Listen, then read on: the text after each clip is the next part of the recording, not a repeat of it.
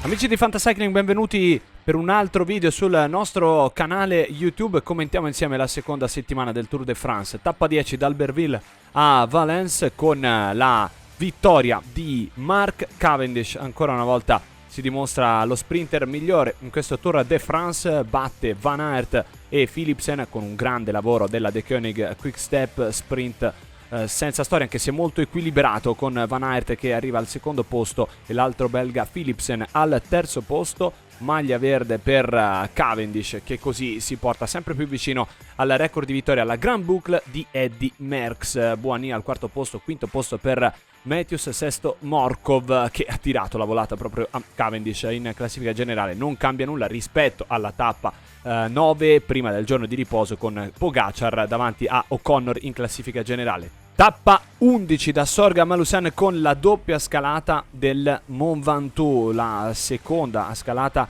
con un Gran Premio della Montagna hors categorie, con gli uomini di classifica molto attesi, ma va via una fuga. Protagonisti gli uomini della Trek Segafredo, Elisond, Bernard e Mollema. Nella fuga c'è anche Julian Alaphilippe, che però non avrà le gambe per fare la differenza. Ci prova Elisond a andare via da solo. Anche Van Aert nella fuga dimostra di avere subito una gran gamba, saluta prima Bernard e Alaphilippe, poi raggiunge Elisond e se ne va da solo sul Mont Ventoux.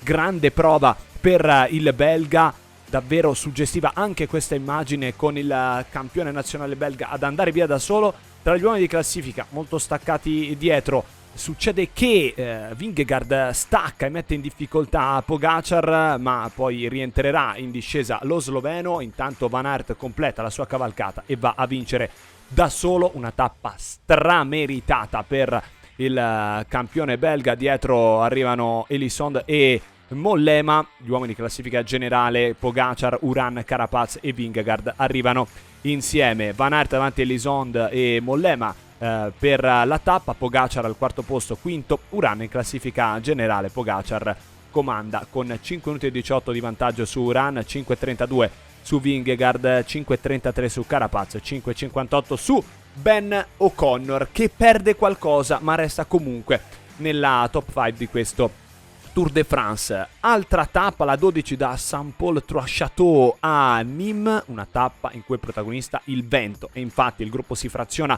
ben presto con i ventagli, fuga in cui sono protagonisti Greipel, Teuns, Alaphilippe, Kung, Bissegger, Swift, Sweeney, Van Moer tra gli altri, ma anche Henao, Megek e Boasson-Hagen. Dietro la UAE lascia fare, addirittura 10 minuti di vantaggio per la fuga. Il protagonista assoluto però è Polit, che prima tenta l'allungo a 40 km dal traguardo e poi nel gruppetto di attaccanti che rimane riesce ad andare via da solo e a vincere con una grandissima azione proprio nella tappa in cui si è ritirato il capitano della Bora, almeno per le tappe, ovvero Peter Sagan, che non riesce più ad andare avanti dopo i posti nella caduta nella tappa in cui si era agganciato con Caleb Ewan. Erviti al secondo posto, Sweeney al terzo in classifica generale. Non cambia assolutamente niente con Pogacar davanti a Uran, Vingegaard, Carapaz e O'Connor. Kelderman sesto, settimo posto per Lutsenko.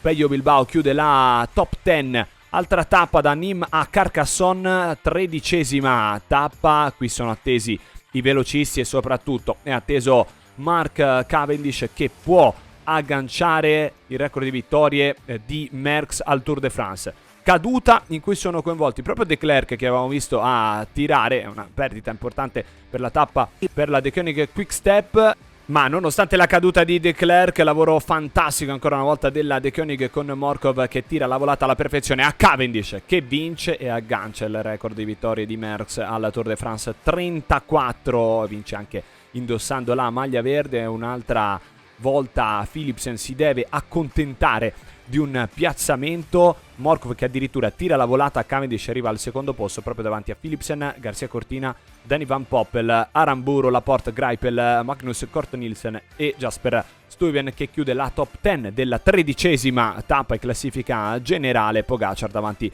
a Uran, 5.18 sul colombiano, Vingegaard a 5.32, 5.33 Carapaz, 5.58 O'Connor. Non cambia praticamente nulla, con Pogacar che controlla il Tour. 14ª tappa da Carcassonne a Quillan, tappa mossa, tappa interessante da seguire, e qui gli attaccanti sono attesi sulla ribalta, e così ci prova prima Skuins con Rickert, anche sbaragli per portare via la fuga decisiva, ma poi la tappa sarà caratterizzata dalla lotta per i punti per la maglia a pois, con Puls scatenato e Woods che duellano per la maglia a pois.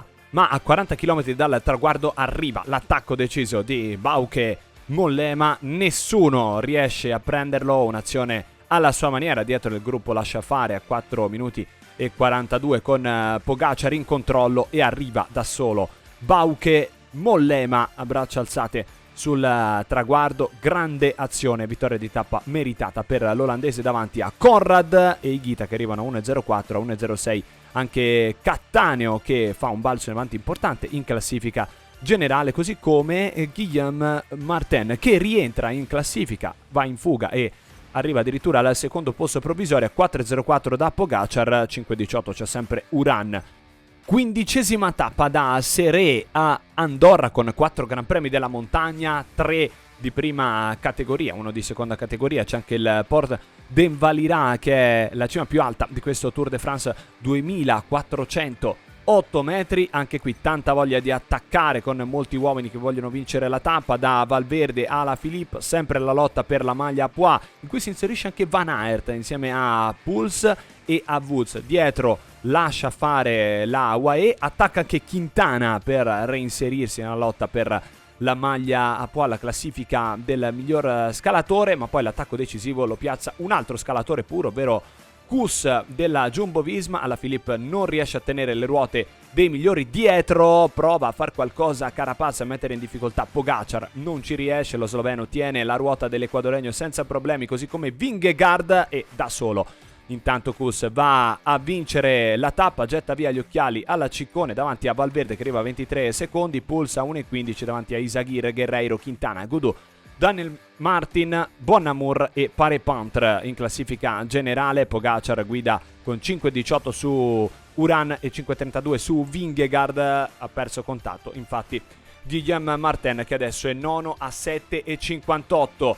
Ancora una settimana per decidere questo Tour de France che sembra però nelle salde mani di Tadej Pogacar. Voi continuate a seguire il nostro canale YouTube, a mettere mi piace ai video, saremo ancora insieme per questa settimana finale infuocata della Grand Boucle. A presto, scaricate e giocate a Fantacycling. Ciao!